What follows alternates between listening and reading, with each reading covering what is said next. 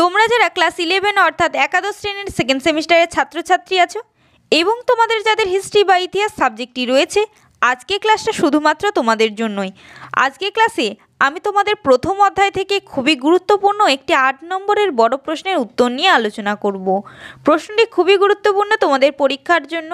আমি সরাসরি প্রশ্ন এবং তার উত্তরের আলোচনায় চলে যাচ্ছি। তোমরা গুরুত্বপূর্ণ প্রশ্ন এবং তার উত্তরটি দেখে নাও। প্রশ্নটি তোমরা দেখতে পাচ্ছ, পারস্যের ক্ষত্রপ ও চীনের ম্যান্ডারিন এর বর্ণনা দাও। অর্থাৎ পারস্যের ক্ষত্রপ এবং চীনের ম্যান্ডারিন ব্যবস্থার কি পরিচয় অর্থাৎ বর্ণনা দেওয়ার কথা এখানে বলা হয়েছে। এই প্রশ্নটি তোমাদের পরীক্ষার জন্য কিন্তু খুবই গুরুত্বপূর্ণ। পরীক্ষায় এই প্রশ্নটি আসলে কিভাবে গুছিয়ে উত্তর লিখবে তোমরা দেখে নাও। খুব সহজ সরলভাবে উত্তরটি লেখা রয়েছে, অল্প অল্পভাবে মুখস্থ করে লেখো, পরীক্ষা আসলে অবশ্যই লিখে আসতে পারবে। উত্তর, তোমাদের উত্তর লেখার ক্ষেত্রে প্রথমে একটা ভূমিকা বা ইন্ট্রোডাকশন লিখতে হয়। ভূমিকা, কোনো দেশের প্রশাসনিক বা কোনো দেশের শাসনতান্ত্রিক চরিত্র রাজতান্ত্রিক, প্রজাতান্ত্রিক বা স্বৈরতান্ত্রিক যাই হোক না কেন, দেশের প্রশাসন যন্ত্র পরিচালনার জন্য শাসন সংগঠনের প্রয়োজন। এই শাসন সংগঠন গড়ে ওঠে একদল দক্ষ প্রশাসকের সমন্বয়ে। এটা সমন্বয় হবে, তোমরা একটু ঠিক করে নেবে, টাইপিং মিস্টেক রয়েছে। অতীতে পৃথিবীর বিভিন্ন দেশে গড়ে ওঠা সুবিশাল সাম্রাজ্যের শাসকরা তাদের সাম্রাজ্য সুষ্ঠুভাবে পরিচালনার জন্য এই রকম বহু শাসন সংগঠন গড়ে তুলেছিল, যার মধ্যে অন্যতম ছিল পারস্যের স্যাট্রাপ বা ক্ষত্রপ, চীনের ম্যান্ডারিন ব্যবস্থা প্রভৃতি। অর্থাৎ হয় এই দুটি হচ্ছে অন্যতম। এই সংগঠনগুলি সংশ্লিষ্ট দেশের শাসন ব্যবস্থায় গুরুত্বপূর্ণ ভূমিকা পালন করেছিল। এর পরবর্তী পয়েন্ট তোমরা দেখতে পাচ্ছ, পারস্যের স্যাট্রাপ বা ক্ষত্রপ। প্রথম পারস্য সাম্রাজ্যের প্রতিষ্ঠা সাইরাস দ্য গ্রেট 550 থেকে 300 খ্রিস্টপূর্ব সময়কাল পর্যন্ত সময়ে প্রাচীন সুবিশাল আর্কিমেনীয় বা পারস্য সাম্রাজ্যের শাসন ব্যবস্থা সুষ্ঠুভাবে পরিচালনার জন্য সাম্রাজ্যকে ক্ষুদ্র বৃহৎ কয়েকটি প্রশাসনিক এককে বিভক্ত করেন। এই এককগুলি স্যাট্রাপি নামে পরিচিত ছিল। এই এককগুলি কি স্যাট্রাপি নামে পরিচিত ছিল। একটু ভালোভাবে মনে রাখবে এই তথ্যগুলো। তিনি প্রতিটি স্যাট্রাপিতে অর্থাৎ সাইরাস দ্য গ্রেট, তিনি কি প্রতিটি স্যাট্রাপিতে একজন করে গভর্নর বা শাসনকর্তা নিয়োগ করতেন, যারা কি করতেন এই স্যাট্রাপ বা ক্ষত্রপ নামে পরিচিত ছিলেন। এরাই কি ক্ষত্রপ বা স্যাট্রাপ নামে পরিচিত ছিলেন। অর্থাৎ গভর্নর বা যে শাসনকর্তা নিয়োগ করতেন সেই শাসনকর্তা স্যাট্রাপ বা ক্ষত্রপ নামে পরিচিত ছিল। প্রাচীন গ্রিক শব্দ স্যাট্রাপিয়া শব্দ থেকে স্যাট্রাপি শব্দটির উৎপত্তি হয়েছে। অর্থাৎ কি প্রাচীন গ্রিক শব্দ স্যাট্রাপিয়া শব্দটি থেকে স্যাট্রাপি শব্দটির উৎপত্তি হয়েছে।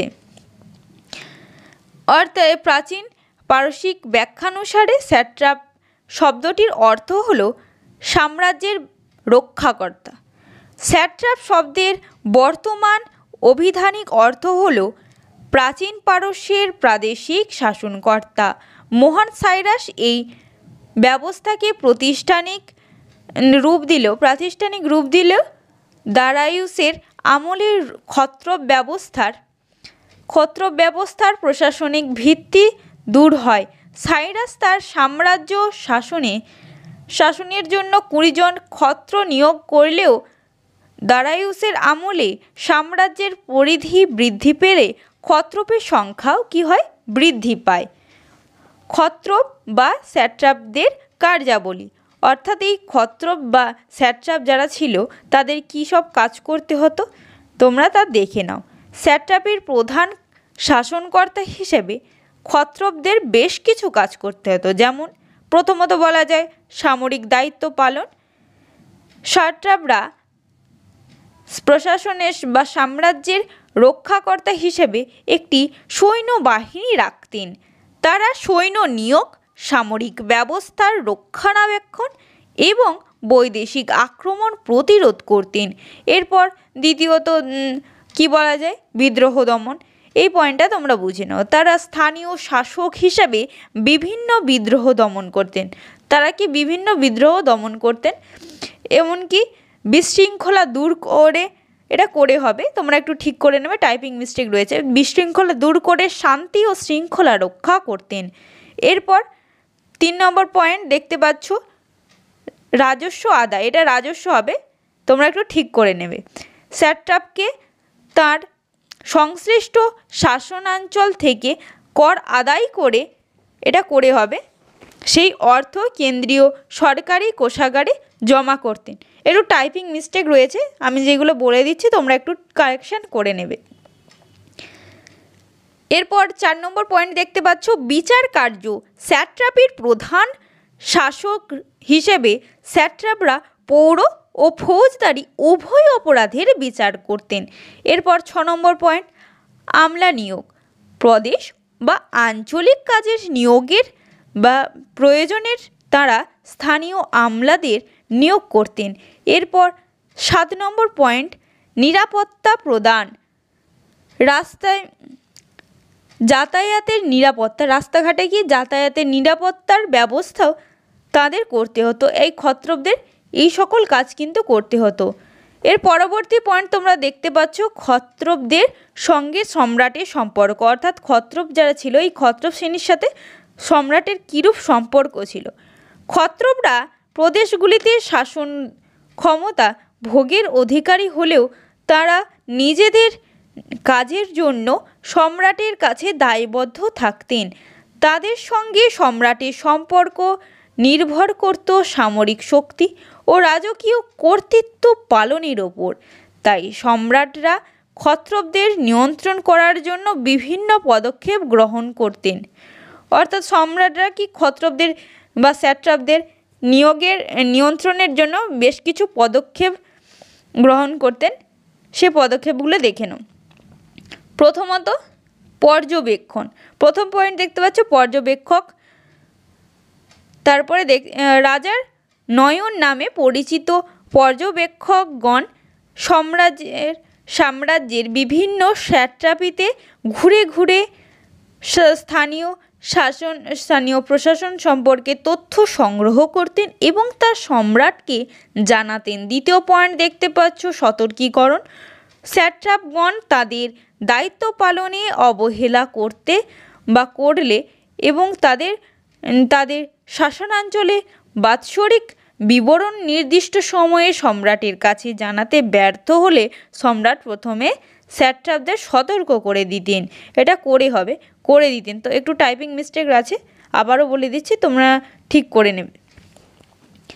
অর্থাৎ তারা প্রথমেই কিন্তু সম্রাট সতর্ক করে দিতেন, অর্থাৎ তাদের স্যাট্রাপ বা ক্ষত্রপরা যদি তাদের কাজে কোনোভাবে অবহেলা করে বা কোনো রকম ভুল ত্রুটি করে, ঢিমেচালে কাজ করতে ব্যর্থ হয়, সেক্ষেত্রে কিন্তু সম্রাট কিন্তু প্রথমেই তাদেরকে সতর্ক করে দেয় এই স্যাট্রাপদের।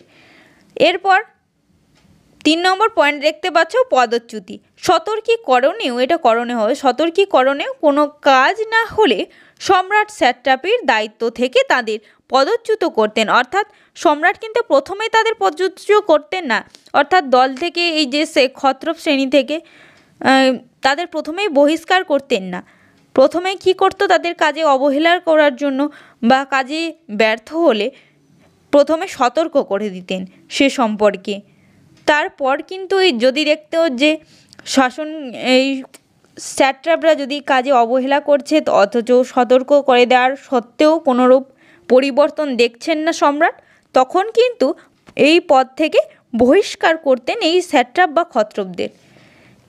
এরপর মূল্যায়ন, এই পয়েন্টটা দেখে নাও।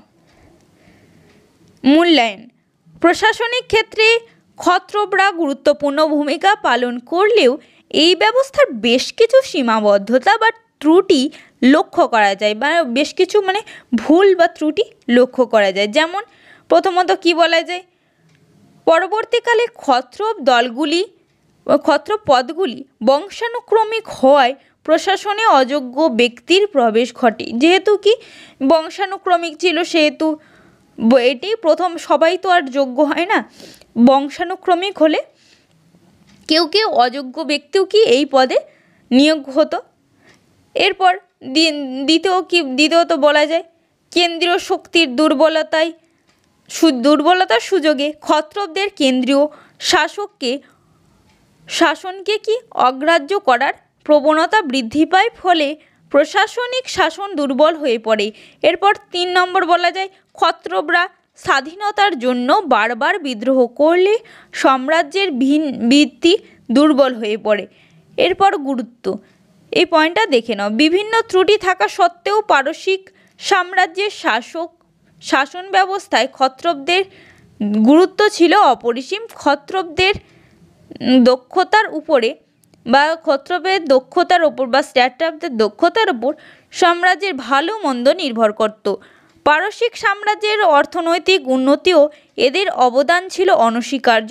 চীনের ম্যান্ডারিন ব্যবস্থা চীনে মাঞ্চু রাজবংশের শাসনকালে প্রদেশ থেকে জেলা স্তর পর্যন্ত প্রশাসনিক বিভাগগুলিতে যে আমলাতান্ত্রিক গোষ্ঠী প্রশাসনের সঙ্গে যুক্ত থাকত তাদের বলা হতো কি ম্যান্ডারিন।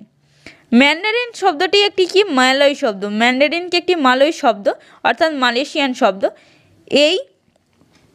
এই শব্দটির অর্থ যে স্তরের উচ্চ পদস্থ কর্মচারী, কিন্তু এখানে ম্যান্ডারিন বলতে চীনের উচ্চ পদস্থ পণ্ডিত কর্মচারীদের বলা হয়েছে।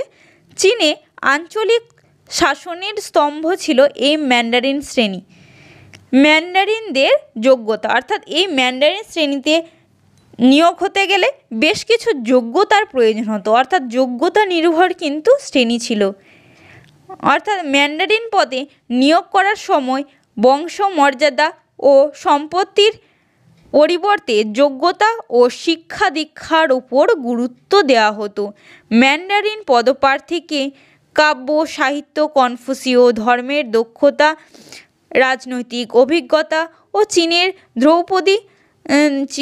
ধ্রুপদী ঐতিহ্য সম্পর্কে জ্ঞান থাকা আবশ্যক ছিল।